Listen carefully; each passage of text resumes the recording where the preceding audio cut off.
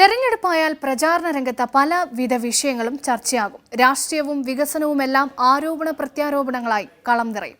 എന്നാൽ ഒരു ശിലാഫലകത്തെ ചൊല്ലിയുള്ള രാഷ്ട്രീയ പോര് കാണണമെങ്കിൽ തിരുവനന്തപുരം പനത്തുറയിലെത്തണം.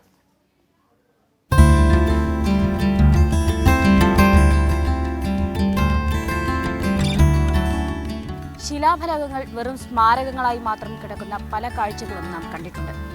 അത്തരത്തിലൊന്നാണ് ഈ കാണുന്നത്. 35 വർഷം മുമ്പ് സ്ഥാപിച്ചതാണ് ഈ ശിലാഫലകം. പക്ഷേ വാഗ്ദാനം ഇപ്പോഴും ജലരേഖ മാത്രമാണ്. 1985 പ്രധാനമന്ത്രിയായിരുന്ന രാജീവ് ഗാന്ധിയുടെ സന്ദർശനത്തിന് പിന്നാലെയാണ് ഈ ശിലാഫലകം സ്ഥാപിച്ചത്.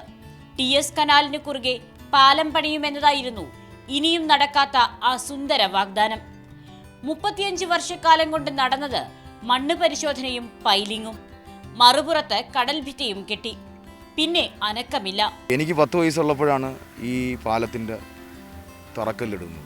എൻ്റെ കുട്ടിക്കാലത്ത് ഞാൻ കണ്ടതാണ്. പൈലിംഗ് ജോലി എന്ന് പറഞ്ഞാൽ ഇതിൻ്റെ അങ്ങേയറ്റം മുതൽ ഇങ്ങേയറ്റം വരെ പൈലിംഗ് ജോലി വരെ നടത്തിയതാണ്.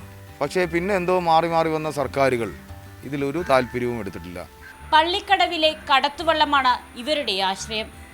TS കനാലിന് കുറുകെ ഇരുകരകളിലും കെട്ടിയിട്ടുള്ള കയറിൽ പിടിച്ചാണ് വള്ളം കരക്കെത്തിക്കുന്നത്.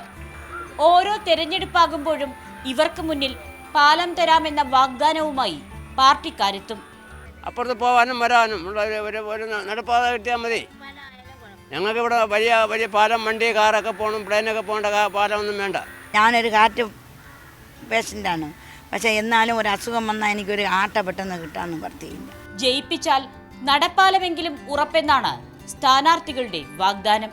ഒരു നടപ്പാലമെങ്കിലും ഉണ്ടാക്കി കൊടുക്കണം എന്നുള്ള ശക്തമായ ആവശ്യം ഞാൻ ഈ തെരഞ്ഞെടുപ്പ് വേളയിൽ ഈ പ്രദേശത്തെ ജനങ്ങൾക്ക്, ഈ വോട്ടർമാർക്ക്, ഈ വള്ളാർ വാർഡിലെ സമൂഹത്തിന് ഞാൻ വാഗ്ദാനം ചെയ്തിട്ടുണ്ട്. വരുന്നവരോടെല്ലാം ഇവർ ഒരേ സ്വരത്തിൽ ചോദിക്കുന്നതും പാലത്തിന്റെ കാര്യം തന്നെ. ഇനിയെങ്കിലും പാലം ഒരു വാഗ്ദാനം മാത്രമാകാതെ യാഥാർത്ഥ്യമാകണം എന്നതാണ് നാട്ടുകാരുടെ ആഗ്രഹം.